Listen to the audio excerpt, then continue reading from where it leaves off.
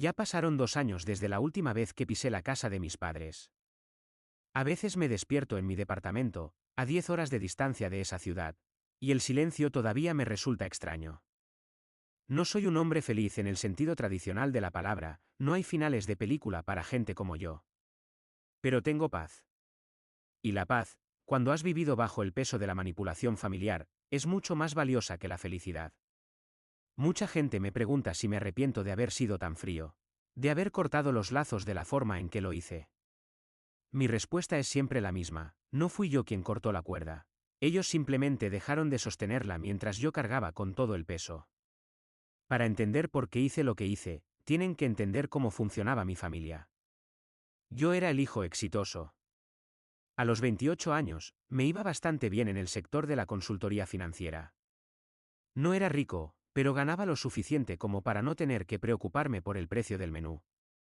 Hace 3 años, mis padres empezaron a quejarse de que la hipoteca los estaba asfixiando, de que el mantenimiento de la casa era demasiado y que quizá tendrían que vender el hogar de mi infancia. Me dolió. Esa casa era todo lo que conocía. Así que, como el buen hijo que me criaron para ser, les propuse un trato. Me mudaría de nuevo con ellos por un tiempo, ocuparía mi antigua habitación y pagaría un alquiler generoso para cubrir la hipoteca y los gastos. Acordamos $2,400 al mes. Era una locura para una sola habitación, incluso en una buena zona, pero no lo veía como un alquiler. Lo veía como mi contribución para que mis padres pudieran retirarse tranquilos. Durante 2 años, fui el cajero automático de la casa. Pagaba puntualmente, me encargaba de las reparaciones que surgían y, a menudo, llenaba la heladera con las cosas que a ellos les gustaban. Mi hermana, Elena, siempre estaba presente, aunque no vivía allí de forma permanente al principio. Ella es 3 años mayor que yo y siempre fue la protegida. Elena es más sensible, decía mi madre. Elena necesita más apoyo, decía mi padre. Elena nunca tuvo un trabajo estable. Ella lo fluía. Y cuando se quedó embarazada de un tipo que desapareció a las 2 semanas de la noticia, la casa se convirtió en su refugio. Al principio, no me importó. Iba a ser tío, y quería que ella estuviera bien. Pero la dinámica cambió rápido. Mis $2,400 ya no eran solo para la hipoteca, ahora eran para los antojos de Elena, para las visitas al médico y para preparar la llegada del bebé.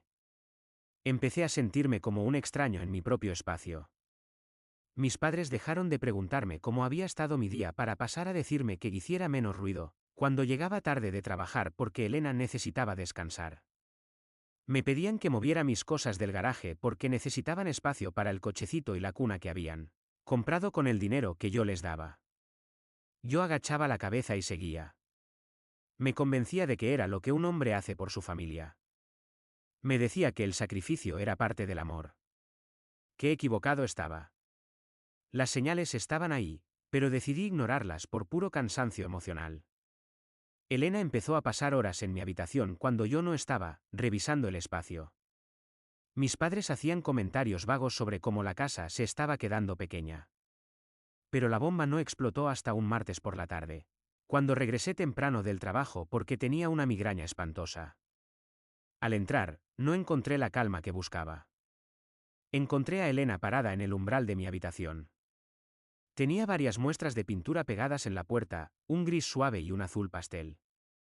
Mi padre estaba detrás de ella, con una cinta métrica en la mano. ¿Qué está pasando?, pregunté, dejando mis llaves en la mesa del pasillo. Elena ni siquiera se giró con culpa. Me miró con esa sonrisa condescendiente que siempre usaba cuando quería algo. Oh, llegaste temprano, dijo, señalando las muestras. Estamos renovando tu habitación de la infancia para el bebé. El azul es un poco fuerte, creo que iremos con el gris nube. Me quedé helado. Mi habitación estaba llena de mi equipo de trabajo. Mi ropa, mis libros y mis cosas personales. ¿De qué estás hablando?, dije, tratando de mantener la voz baja. Este es mi cuarto. El cuarto por el que pago $2,400 todos los meses. Mi padre se encogió de hombros, sin soltar la cinta métrica. No me miró a los ojos. Bueno, hijo, tienes que entender. La familia está creciendo. Elena necesita el espacio más cercano al baño principal y esta habitación es la que tiene mejor luz natural para el niño. No puedes ser tan egoísta. ¿Egoísta? Sentí un nudo en el estómago. ¿Y dónde se supone que voy a dormir yo? Mi padre finalmente me miró, y lo que vi en sus ojos fue una indiferencia que me dolió más que cualquier grito. Arréglatelas como puedas, dijo, como si estuviera hablando del clima. Eres un hombre soltero, puedes dormir en el sofá o buscarte un lugar. La prioridad ahora es el bebé. En ese momento, algo se rompió dentro de mí. No fue una explosión de ira, fue algo más frío. Fue la claridad absoluta de saber que, para ellos, yo no era un hijo, ni siquiera un hermano. Era un recurso. Una fuente de ingresos que ya no necesitaban respetar porque pensaban que nunca me iría. Está bien, dije. Mi voz sonó extrañamente tranquila. Entiendo perfectamente. Me di la vuelta, subí las escaleras y empecé a meter todo lo que podía en 2 maletas grandes. No me tomó más de 1 hora. Mis padres y mi hermana se quedaron abajo, hablando de muebles y cortinas, asumiendo que mi está bien era una aceptación de su autoridad. Pensaron que me resignaría a dormir en el sofá mientras seguía financiando su estilo de vida. Cuando bajé con las maletas, mi madre estaba en la cocina. Me miró sorprendida. ¿A dónde vas con eso?, preguntó. Me mudo. Ahora mismo, respondí. No seas dramático, dijo ella, agitando una mano. Es solo un cuarto. Mañana se te habrá pasado. Por cierto, el contratista viene mañana por la mañana para empezar con la pintura y derribar el armario viejo para ampliar la zona de la cuna. Asegúrate de vaciar el resto de tus cosas antes de irte a la oficina. No respondí. Salí de la casa, subí las maletas a mi coche y me fui. Pasé la noche en un hotel barato cerca de mi oficina. Esa noche no dormí. Pasé las horas revisando mis estados de cuenta, mis facturas y el acuerdo verbal que tenía con mis padres. Pero lo más importante ocurrió a la mañana siguiente. Mi teléfono empezó a sonar frenéticamente a las 8:30 de la mañana. Era mi padre. No atendí la primera vez. Ni la segunda. A la tercera, respondí. ¿Qué pasa?, dije. Tienes que venir aquí ahora mismo, gritaba mi padre, sonando genuinamente aterrado. El contratista está aquí con su equipo. Dice que tienen que empezar y nos ha entregado el presupuesto inicial y la factura de los materiales especiales que Elena pidió. ¿Y? Pregunté, mientras me servía un café en el lobby del hotel. ¿Y? La cuenta es de $34,000 por la remodelación completa de la planta alta. El hombre pregunta quién se hará cargo del pago. Dice que tú fuiste quien siempre autorizó los pagos de mantenimiento de la casa. Dile que proceda y que tú le haces la transferencia. Me quedé en silencio un momento, saboreando el café amargo. No, papá, dije con una calma que me sorprendió a mí mismo. La familia está creciendo, ¿recuerdas? Arréglatelas como puedas. Colgué. Pero eso fue solo el principio del desastre que ellos mismos habían construido. Bloqueé el teléfono durante las siguientes 4 horas. Necesitaba trabajar, o al menos fingir que lo hacía. Pero mientras miraba las hojas de cálculo en mi monitor, mi mente no dejaba de volver a la cifra, $34,000. No era solo el dinero. Era la planificación. Para que un contratista se presente con muestras de materiales especiales y un presupuesto de ese tamaño, las conversaciones habían tenido que empezar meses atrás. Mientras yo me sentaba a cenar con ellos, mientras les preguntaba cómo iba su día y les transfería esos $2,400 cada mes para salvar la casa, ellos estaban en mi habitación, midiendo mis paredes y planeando cómo borrar mi existencia de ese hogar con mi propio dinero. Esa tarde, decidí investigar algo que debía haber revisado hace años. Gracias a mi trabajo, tengo acceso a registros de propiedad y herramientas de análisis financiero. Me tomó 10 minutos descubrir la primera gran mentira: la casa no tenía hipoteca desde hacía 5 años. Mis padres la habían terminado de pagar mucho antes de que yo me mudara de nuevo con ellos. Aquellos $2,400 mensuales no iban a ningún banco. Iban directamente a una cuenta de ahorros que mi padre había abierto a nombre de Elena. Yo no estaba pagando el techo de mis padres, estaba financiando el fondo de vida de mi hermana y, ahora, la remodelación de lujo para un bebé que ni siquiera era mío. Sentí una náusea física. Era una traición cocinada a fuego lento, servida con sonrisas y gracias, hijo, no sabemos qué haríamos sin ti. Alrededor de las 6 de la tarde, desbloqueé el teléfono. Tenía 42 llamadas perdidas y un centenar de mensajes. Los de mi madre pasaban del llanto a la culpa. ¿Cómo puedes hacernos esto? El contratista nos amenazó con demandarnos por el tiempo perdido y los materiales encargados. Los de Elena eran pura bilis: eres un monstruo, estás estresando al bebé, esto es tu culpa por darnos falsas esperanzas. Pero fueron los de mi padre los que más me dolieron. No había ni una pizca de arrepentimiento. Eran órdenes. Llama al contratista y arregla esto. No voy a permitir que quedemos mal frente a la comunidad por tus niñerías. Eres parte de esta familia y tienes responsabilidades. Me di cuenta de que para ellos, mi responsabilidad era ser el motor financiero sin derecho a voz ni voto. Había pasado años siendo el pilar de una estructura que solo me quería allí para que no se cayera sobre ellos. Decidí ir a la casa una última vez esa noche. No para discutir, sino para recoger el resto de mis cosas importantes, mis documentos, mi pasaporte y algunos objetos de valor que no quería que terminaran en una venta de garaje para pagar pañales. Cuando llegué, las luces estaban todas encendidas. Parecía una zona de guerra. Mi hermana estaba llorando en el sofá. Mi madre le ponía paños fríos en la frente y mi padre caminaba de un lado a otro. Al verme entrar, el silencio fue sepulcral. Menos mal que apareces, dijo mi padre, acercándose a mí. Ya hablé con el contratista. Le dije que hubo un malentendido con la transferencia.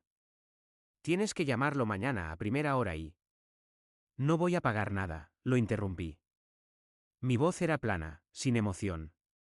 Hijo, ya basta, gritó mi madre desde el sofá. Mira cómo está tu hermana.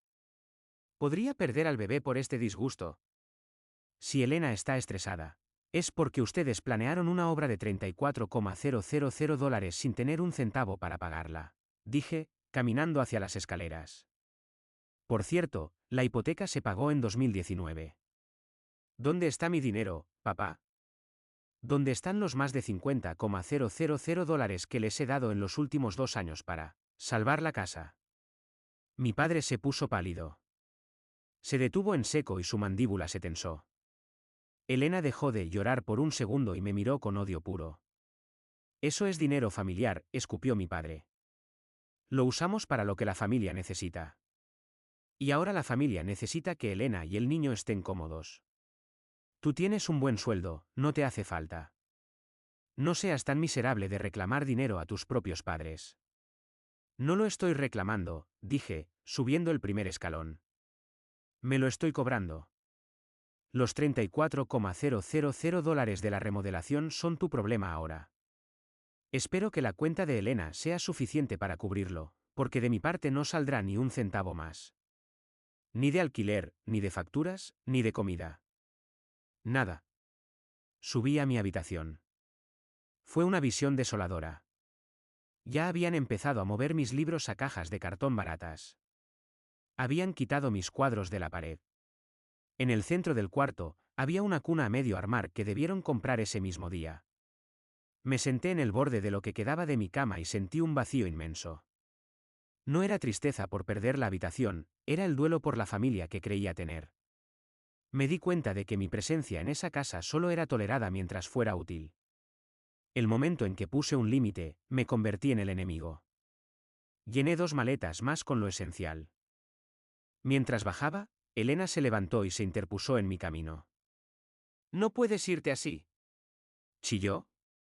Le prometí a mis amigas que el baby shower sería aquí en un mes, con la habitación terminada. Tengo fotógrafos contratados. Si no pagas esa remodelación, arruinarás todo mi embarazo. Eres un egoísta. La miré. Realmente la miré. Vi a una mujer de 31 años que nunca había trabajado en serio, que se sentía con el derecho de robarle a su hermano y que no sentía ni una gota de vergüenza por ello. Tienes razón, Elena, le dije, pasando por su lado. Soy un egoísta. Y a partir de hoy, voy a ser el egoísta más grande que hayas conocido. Suerte con las fotos. El gris nube va a quedar genial con las paredes sin terminar. Salí de la casa bajo una lluvia de insultos que mi padre gritaba desde el porche. Me llamó malagradecido, me dijo que no volviera nunca y que para él, yo ya no era su hijo. Esa fue la última vez que dormí en mi ciudad natal. Esa noche, en el hotel, no lloré. En lugar de eso, saqué mi computadora y empecé a redactar los correos electrónicos más difíciles de mi vida. No solo iba a desaparecer, iba a asegurarme de que el mundo entendiera por qué lo hacía. Lo que ellos no sabían es que el contratista no era un desconocido. Era un antiguo compañero de secundaria que me respetaba. Y cuando él me llamó esa tarde, no solo me habló del presupuesto. Me contó algo que mis padres nunca esperaron que yo supiera.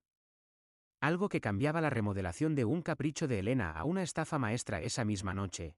Después de salir de la casa bajo los gritos de mi padre, recibí un mensaje de Marcos, el contratista.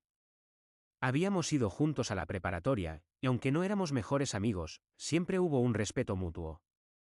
El mensaje decía: oye, lamento el drama de hoy. Pero necesito que sepas algo antes de que esto se ponga más feo. No es solo pintura y una cuna, amigo. Llama cuando puedas.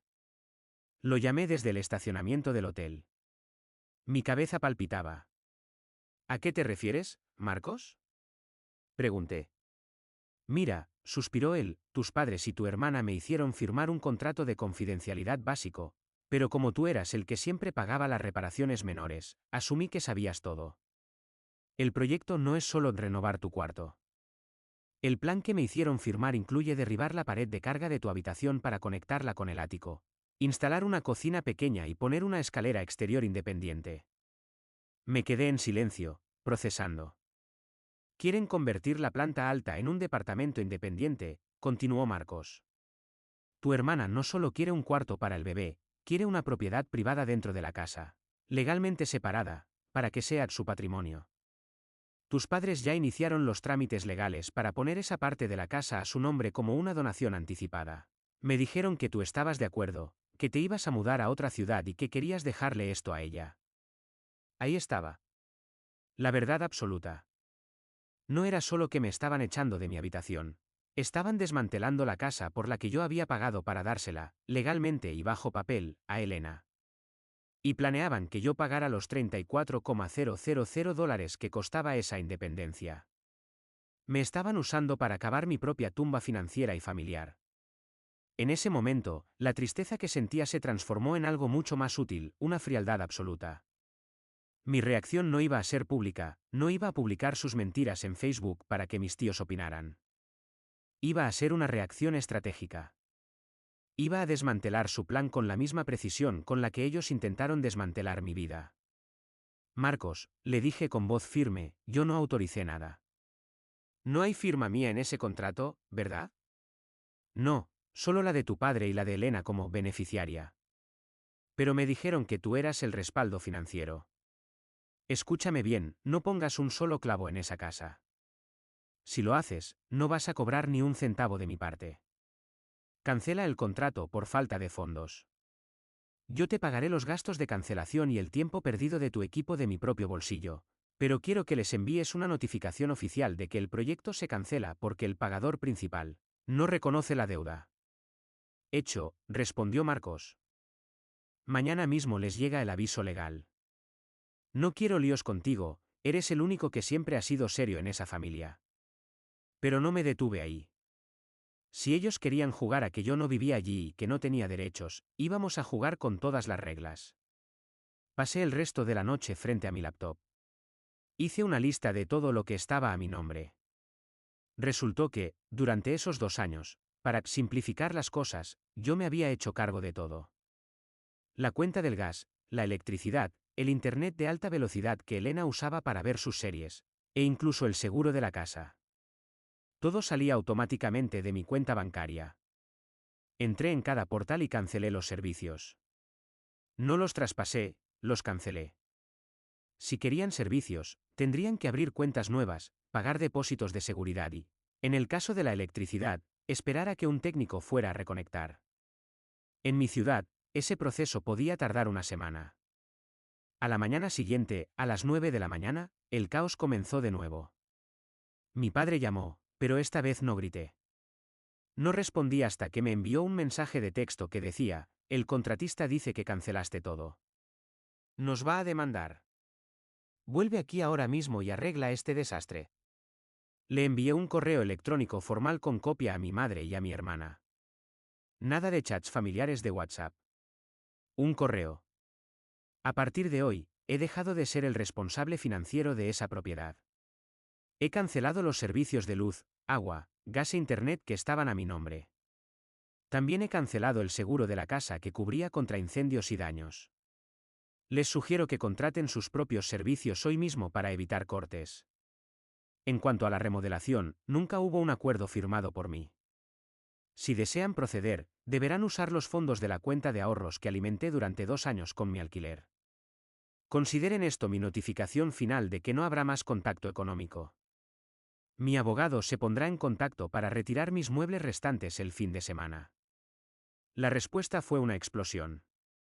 Elena me llamó de traidor, mi madre me rogó que no los dejara en la oscuridad con un embarazo de por medio, y mi padre me amenazó con desheredarme de una casa que, irónicamente, ya no tenía valor para mí.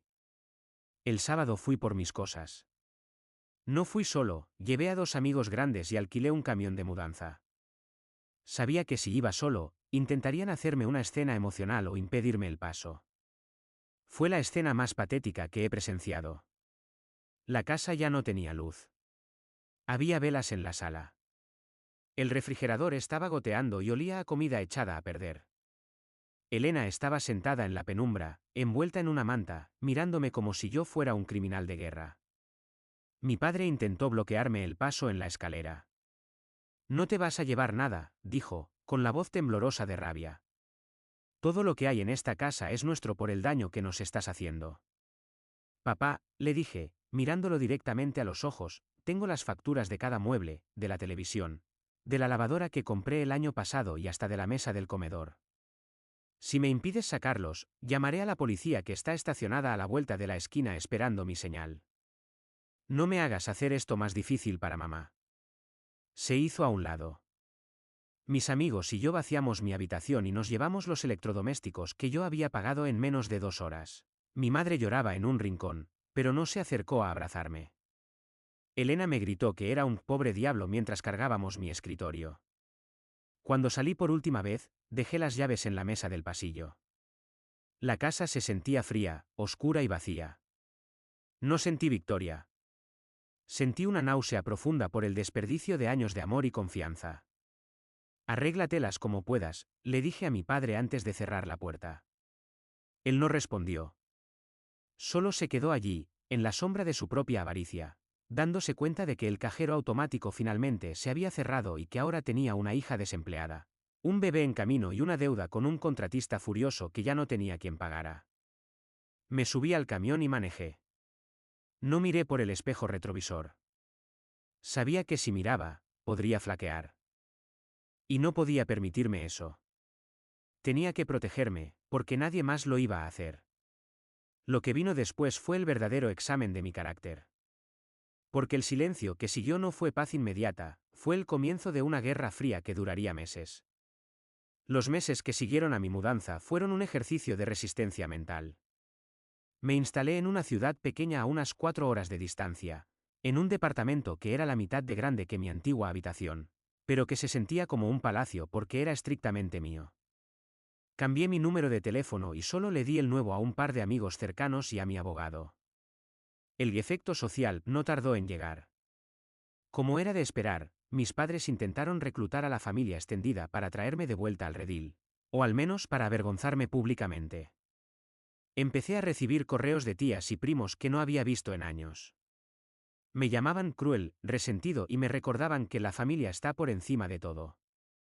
Durante un tiempo, guardé silencio. Pero cuando mi tía favorita, la hermana de mi madre, me envió un correo especialmente hiriente llamándome hijo ingrato que dejó a una mujer embarazada en la oscuridad, decidí que la transparencia era mi única defensa. No publiqué nada en redes sociales. Simplemente respondí a ese correo con copias de mis estados de cuenta de los últimos 2 años. el documento del registro de la propiedad que demostraba que la casa no tenía hipoteca, y el presupuesto de la remodelación de $34,000 que esperaban que yo pagara. El silencio que siguió a ese correo fue absoluto. Mi tía nunca respondió, pero las llamadas de otros familiares cesaron de golpe. Supongo que la verdad es un veneno difícil de digerir cuando has estado alimentándote de mentiras ajenas. Me enteré, por terceras personas, de lo que pasó en la casa. Para evitar que Marcos, el contratista, los llevara a juicio, mis padres tuvieron que usar casi todo el dinero que habían ahorrado en la cuenta de Elena, el dinero que yo les había dado. No hubo remodelación de lujo, no hubo escalera independiente ni cocina en el ático. Elena tuvo que quedarse en su habitación de siempre, y el bebé nació en una casa que todavía tenía las cicatrices de las paredes a medio lijar y las cajas de mi mudanza. A veces, por la noche, me sentía culpable. Me preguntaba si había sido demasiado duro. Pero luego recordaba a mi padre encogiéndose de hombros mientras me decía arréglatelas como puedas, y se me pasaba. La culpa es una herramienta que la gente manipuladora usa para mantenerte bajo su control. Una vez que entiendes eso, la culpa pierde su poder. Un año después de mi partida, recibí un correo de mi padre. Fue corto, sin disculpas, pero con un tono que nunca antes le había escuchado: derrota. Tu madre no está bien de salud. Elena se fue de la casa con el niño y no sabemos dónde está exactamente. Dice que no puede vivir en esta prisión. La casa es demasiado grande para nosotros dos y no podemos mantenerla. Vamos a venderla. Solo quería que lo supieras por si querías alguna de tus cosas viejas del ático antes de que la inmobiliaria se encargue de todo. Fui a la casa un martes por la mañana, sabiendo que mi padre estaría en el médico con mi madre. No quería una confrontación. Solo quería cerrar el capítulo. La casa que una vez fue mi orgullo se veía decrépita. El jardín estaba descuidado y la pintura se estaba descascarando. Entré con mi antigua llave, que nunca me pidieron y que ellos nunca pensaron en cambiar, y subí al ático. Allí, en una esquina, encontré una caja con mis anuarios de la escuela y algunos trofeos viejos. Mientras bajaba las escaleras, me detuve frente a mi antigua habitación. La puerta estaba abierta. Entré. El gris nube que Elena había elegido estaba a medio pintar en una sola pared. Había una cuna barata en un rincón, llena de polvo. No había calidez, no había amor, no había familia. Solo era una habitación vacía en una casa llena de gente que se había devorado entre sí por avaricia. Salí de allí sin llevarme nada. Dejé la caja en el pasillo y puse mi llave sobre ella. Al salir, vi a mi padre estacionando su auto. Se bajó lentamente, se veía mucho más viejo de lo que recordaba. Me vio y se detuvo. Esperé que gritara, que me reclamara dinero o que me pidiera perdón. Pero solo me miró con una tristeza profunda y cansada. «Viniste», dijo. «Solo a ver», respondí. «No necesito nada de lo que hay ahí dentro». Elena se llevó el dinero que quedaba cuando se fue, dijo él, mirando hacia la casa. Nos dejó con las deudas de los servicios que tuvimos que poner a nuestro nombre. Tenías razón, hijo. No teníamos un plan. Solo pensamos que estarías ahí siempre. Ese fue el error, papá, le dije con calma. Pensaron que mi amor por ustedes era una deuda que nunca terminaba de pagar. Pero ya saldé mi cuenta. ¿Podemos hablar?, preguntó, y por un segundo vi al hombre que solía admirar cuando era niño. No, dije con sinceridad. No tengo nada más que decir. Ya perdoné lo que me hicieron, pero perdonar no significa volver a lo de antes. Espero que la venta de la casa les alcance para vivir tranquilos. Adiós, papá. Me subí a mi coche. Él se quedó allí, parado en la entrada de una casa que ya no era un hogar. No sentí odio, ni alegría por su desgracia. Solo sentí una liberación final. Hoy, 2 años después, mi vida es tranquila. No hablo con Elena, sé que vive en otra ciudad y que sigue pidiendo dinero a quien se deje. Mis padres vendieron la casa y se mudaron a un departamento pequeño cerca de mi tía. Les envío una tarjeta en Navidad y un regalo modesto en sus cumpleaños, pero no hay visitas, no hay llamadas largas y, sobre todo, no hay transferencias de $2,400. Aprendí que la familia no es un contrato de esclavitud. Aprendí que poner límites no es ser egoísta, es ser sobreviviente. Y aunque a veces el silencio de mi departamento me recuerda lo que perdí, prefiero 1000 veces este silencio a los gritos de una casa construida sobre mentiras. Al final, me las arreglé solo, tal como mi padre me sugirió. Y resultó que me las arreglo mucho mejor sin ellos. La vida sigue, y por primera vez, es mi propia vida.